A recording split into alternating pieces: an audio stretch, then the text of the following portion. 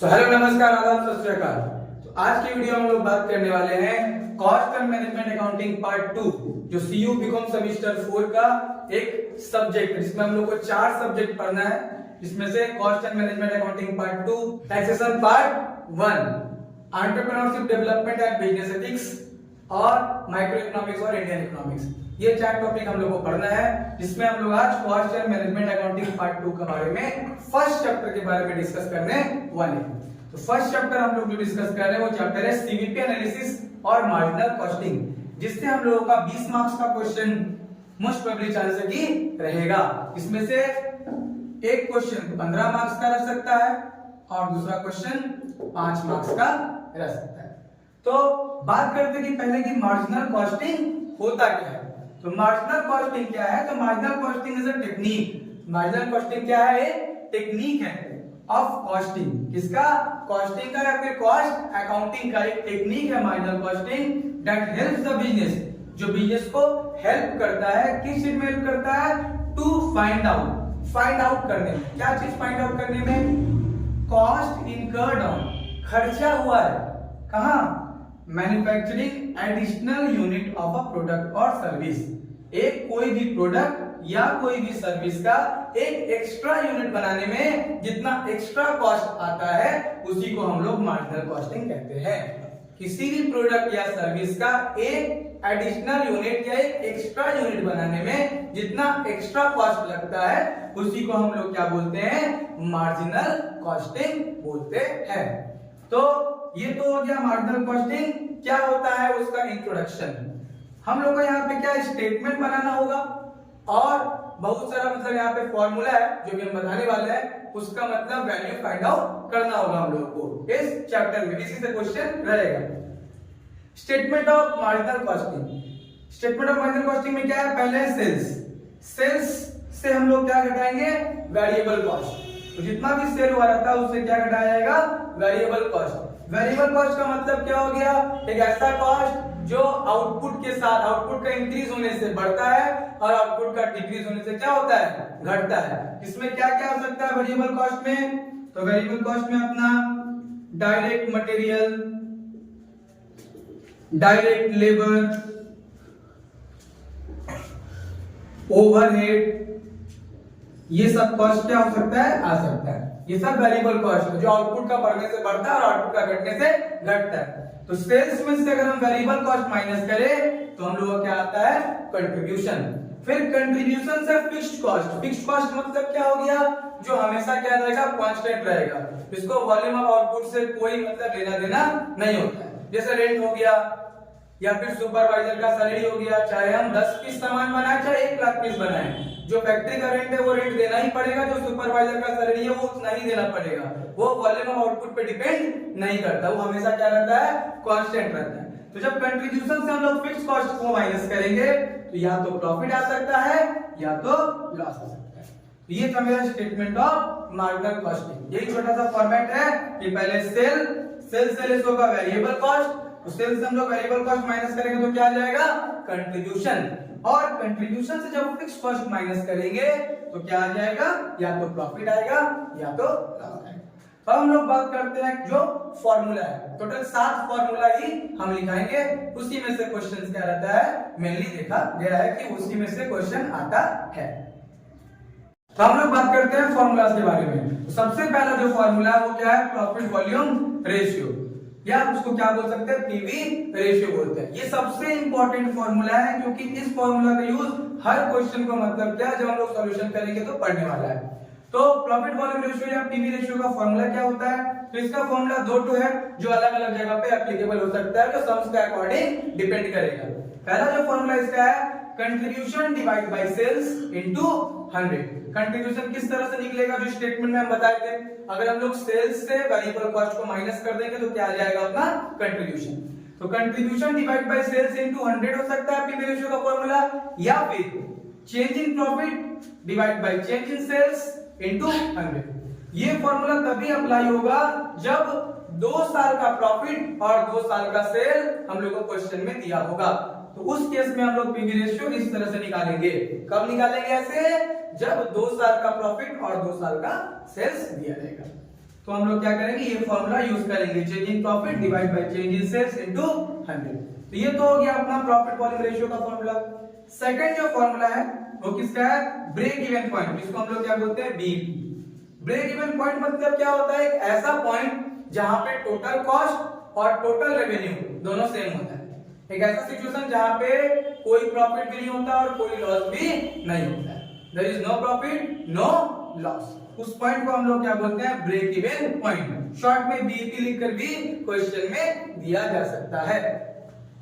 तो ये अमाउंट में भी दे सकता है निकालने के लिए, यूनिट में भी दे सकता है, अमाउंट में भी आ सकता है, यूनिट में भी आ सकता है। तो अगर अमाउंट में आए तो कौन सा फॉर्मूला लगाएंगे हम लोग, fixed cost divide by PV ratio. क्या फॉर्मूला होगा, fixed cost divide by PV ratio. अगर यूनिट में दिया गया तो fixed cost divide by contribution per unit. अगर अमाउंट में दिया है तो fixed cost divide by PV ratio, अगर यूनिट में दिया है तो fixed cost divide by contribution per unit. फिर आते हैं हम लोग थर्ड फॉर्मूला पे, जो क्या है, मार्जिन ऑफ सेफ्टी। तो मार्जिन ऑफ सेफ्टी क्या होता है, ये डिफरेंस होता है किसके किसके बीच का, जो प्रॉफिटेबिलिटी हम लोग एक्सपेक्ट किए थे और जो बीईपी है, ब्रेक इवन पॉइंट, इन दोनों का जो डिफरेंस होता है उसी को हम लोग क्या बोलते हैं, मार्जिन ऑफ सेफ्टी। तो इसका फॉर्मूला होता है profit by PV ratio. Margin of safety formula होगा जब रुपीस में बोलेगा वैल्यू, तो क्या होगा, प्रॉफिट बाय पीवी रेशियो भी हम लोग यूज कर सकते हैं या सेल्स माइनस बीईपी भी कर सकते हैं। जो इंफॉर्मेशन उस टाइम अवेलेबल रहेगा उसी को हम लोग क्या करेंगे, फॉलो करेंगे। दोनों में से जो कौन सा फॉर्मूला हम लोग को फॉलो करना पड़ेगा, जो इंफॉर्मेशन उस समय सम्स में दिया है, प्रॉफिट बाय पीवी रेशियो या फिर टोटल सेल्स माइनस बीईपी। दोनों का आंसर क्या आएगा, सेम ही आएगा। ये मार्जिन ऑफ सेफ्टी जब रुपीस में बोलेगा। अब फोर्थ नंबर फॉर्मूला, अगर मार्जिन ऑफ सेफ्टी किसमें बोला है, यूनिट में बोला है, तो यूनिट में अगर बोलेगा जाएगा निकालने के लिए तो हम लोग क्या करेंगे, profit by contribution per unit. क्या करते हैं, profit by contribution per unit वाला फॉर्मूला लगाएंगे। फिर मार्जिन ऑफ सेफ्टी अगर परसेंटेज में निकालने के लिए बोल दिया तो मार्जिन ऑफ सेफ्टी का वैल्यू डिवाइड बाय सेल्स का वैल्यू इनटू 100। तो आंसर जो आएगा हम लोग परसेंटेज में आ जाएगा। फिर है रिक्वायर्ड प्रॉफिट। एक ऐसा सिचुएशन दे दिया कि हमको इतना रुपया प्रॉफिट, मतलब कितना हमको प्रॉफिट निकालना है, अगर सेल हम लोग क्या करेंगे, कुछ वैल्यू दे दिया, सेल जो दे देगा वो क्या रहेगा, सेल गिवन रहेगा। अगर सेल्स दे करके हमको प्रॉफिट निकालने के लिए बोलते हैं तो ये फॉर्मूला लगाएंगे, रिक्वायर्ड प्रॉफिट। अगर सेल्स दे दे मतलब सेल्स का वैल्यू गिवन रहेगा और प्रॉफिट निकालने के लिए बोला है तो रिक्वायर्ड प्रॉफिट का फॉर्मूला लगेगा। क्या है फॉर्मूला, सेल्स जो गिवन रहेगा क्वेश्चन में into PV ratio minus fixed cost, sales into PV ratio minus fixed cost. उसके बाद रिक्वायर्ड सेल्स। उसी प्रकार अगर प्रॉफिट दे दिया है सम्स में, बोला है कि बताओ कितना का सेल करना पड़ेगा अगर हमको इतना प्रॉफिट कमाना है तो रिक्वायर्ड सेल्स का फॉर्मूला होता है fixed cost plus desired profit. ये चीज सम्स में दिया रहेगा, कितना प्रॉफिट डिजायर करता है वो, कितना प्रॉफिट उसको चाहिए, तो fixed cost plus desired profit दोनों को ऐड करेंगे, देन डिवाइड कर देंगे किससे, पीवी रेशियो से, तो हम लोग का क्या निकल जाएगा, रिक्वायर्ड सेल्स। तो ये था सभी फॉर्मूला। इस फॉर्मूला को आप लोग जल्दी से जल्दी याद कर लीजिएगा, तो क्या हो जाएगा, या सम्स करते करते भी क्या हो जाएगा, अपने आप मतलब याद हो जाएगा, सबको समझ में आ जाएगा, तो सम्स बनाने में कोई भी दिक्कत नहीं आने वाला है। तो चलिए हम लोग एक बेसिक क्वेश्चन के साथ आज इसको बना करके देखते हैं। तो हम लोग एक बेसिक क्वेश्चन का डिस्कशन करते हैं, जो है क्वेश्चन नंबर 21। क्वेश्चन आप लोगों को स्क्रीन पे शो हो रहा होगा। The following details are obtained from AB Company Limited for a particular year. Production and sales दिया हुआ है 8000 यूनिट, सेल प्राइस दिया हुआ है 20 rupees per unit, variable cost per unit है 10 रुपीस, फिक्स्ड कॉस्ट टोटल दिया हुआ है 40,000। तो हमको कैलकुलेट करने बोला है PV ratio, BEP and margin of safety. क्या क्या बोला है, पीवी रेशियो, बीईपी और मार्जिन ऑफ सेफ्टी। देखिए इसका सॉल्यूशन किस तरह से करते हैं, आइए देखते हैं। तो सबसे पहले क्या है, हम लोग को यहाँ पे एबी कंपनी लिमिटेड लिख दिए और स्टेटमेंट ऑफ मार्जिनल कॉस्टिंग लिख दिए हैं। हम लोग को पहले क्या करना पड़ेगा, स्टेटमेंट ऑफ मार्जिनल कॉस्टिंग बनाना पड़ेगा। तो जैसा कि हम फॉर्मेट बताए थे, पहले क्या होता है, सेल्स। तो सेल्स यहाँ पे रुपीस में नहीं दिया है, तो जब भी सेल्स रुपीस में नहीं देगा तो हम लोग क्या करना पड़ेगा, जितना यूनिट सेल किया है उसको मल्टीप्लाई करना होगा जितना सेल पर यूनिट दिया गया है। तो यहाँ पे 8000 यूनिट है और सेल पर यूनिट कितना है, 20। दोनों को मल्टीप्लाई करके जो आएगा वो मेरा सेल्स का वैल्यू आएगा, जो आ जाएगा कितना, 1,60,000। उससे हम लोग करेंगे लेस वेरिएबल कॉस्ट, उससे हम लोग क्या लेस करेंगे, वेरिएबल कॉस्ट। तो वेरिएबल कॉस्ट भी यहाँ पे रुपीस में नहीं दिया गया है, 10 रुपीस पर यूनिट बोला गया है। तो क्या करेंगे हम लोग 8000 इंटू 10, तो कितना हो गया 80,000। तो यहाँ पे सेल्स से वेरिएबल कॉस्ट जब माइनस होगा तो अपना क्या आ जाएगा कंट्रीब्यूशन, क्या आ जाएगा कंट्रीब्यूशन। 1,60,000 से 80,000 माइनस करेंगे तो कितना हो जाएगा 80,000। उसके बाद हम लोग लेस करेंगे फिक्स्ड कॉस्ट, जो टोटल क्वेश्चन में दिया हुआ है 40,000। फिक्स्ड कॉस्ट कितना दिया हुआ है 40,000। तो कंट्रीब्यूशन से फिक्स्ड कॉस्ट अगर माइनस हुआ तो क्या आ जाएगा अपना यहाँ पे प्रॉफिट होगा।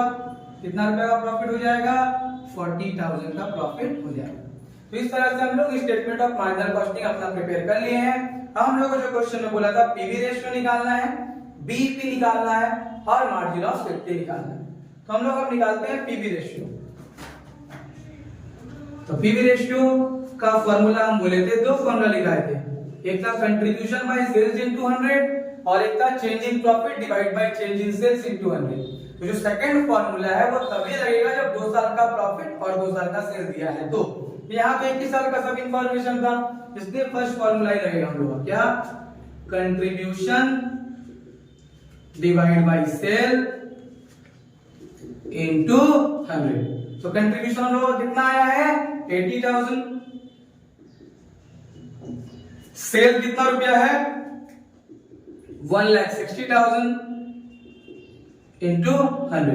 तो डिवाइड और इंटू किया जाए तो ये 2 टाइम्स और ये 50% आएगा। कितना आएगा कैलकुलेशन करके देखिएगा तो पीवी रेशियो कितना आ जाएगा 50%। तो ये हुआ पीवी रेशियो। अब हम लोग आते हैं बीईपी यानी ब्रेक इवन पॉइंट। तो बीईपी लिखा हुआ है सिर्फ रुपया में निकालना है, यूनिट में निकालना है, सम्स में बोला गया नहीं है। हम लोग दोनों निकाल देते हैं, हम लोग वैल्यू जो है वो दोनों में निकाल देते हैं। तो पहले अगर रुपीस में अगर वैल्यू उसका बोला जाए तो क्या होगा fixed cost divide by PV ratio. तो फिक्स्ड कॉस्ट कितना है हम लोगों का यहाँ पे 40,000 और पीवी रेशियो कितना है 50%। तो ये इनटू नहीं है, ये क्या है डिवाइड। हम लोग को 40,000 इंटू 50% नहीं करना होगा, 40,000 डिवाइड बाई 50%, जो कितना आ जाएगा 80,000 आ जाएगा। ये हो गया मेरा बीपी रुपीस में। अब अगर यूनिट का बात करें तो यूनिट का फॉर्मूला होता है fixed cost divide by contribution per unit. तो फिक्स्ड कॉस्ट यहाँ पे अवेलेबल है कितना 40,000 और कंट्रीब्यूशन पर यूनिट। तो कंट्रीब्यूशन पर यूनिट तो सम्स में नहीं दिया था, जैसे कि हम लोग कंट्रीब्यूशन का रुपीस में जब वैल्यू निकाले तो क्या किए थे सेल्स से वेरिएबल कॉस्ट माइनस किए थे। वैसे आप लोग क्वेश्चन में देख रहे होंगे कि सेल का पर यूनिट है 20 और वेरिएबल कॉस्ट का पर यूनिट है 10। अगर उन दोनों को हम लोग माइनस करते हैं क्योंकि सेल्स से वेरिएबल कॉस्ट माइनस करके ही तो कंट्रीब्यूशन आता है, तो सेल से वेरिएबल कॉस्ट अगर माइनस करेंगे तो कितना आ जाएगा 10 रुपीस पर यूनिट। कितना आ जाएगा 10 रुपीस पर यूनिट। इन दोनों को डिवाइड कर देंगे तो कितना हो जाएगा 4,000 यूनिट। कितना हो गया 4,000 यूनिट। उसके बाद अपना थर्ड अपना मार्जिन ऑफ सेफ्टी, जिसका फॉर्मूला होता है प्रॉफिट बाय पीवी रेशियो। तो प्रॉफिट हम लोगों का कितना आया है 40,000 और पीवी रेशियो है 50%। तो इस तरह से अगर उसको डिवाइड किया जाए तो कितना हो जाएगा 80,000। तो ये था हम लोगों का बेसिक कंसेप्ट जो सीवीपी एनालिसिस और मार्जिनल कॉस्टिंग में हम बताए। इस तरह से जितना भी टाइप का क्वेश्चन हम लोगों का बीकॉम 4th सेमेस्टर का लेवल में आता है, ऑनर्स और जनरल, सभी टाइप का क्वेश्चन आप लोगों को करवाया जाएगा। अगर आप लोग हमारे चैनल पे नए हैं तो चैनल को सब्सक्राइब कीजिए और वीडियो अगर पसंद आया हो तो वीडियो को लाइक कीजिए और जितना ज्यादा हो सकता है दोस्तों के साथ शेयर कीजिए। Thank you.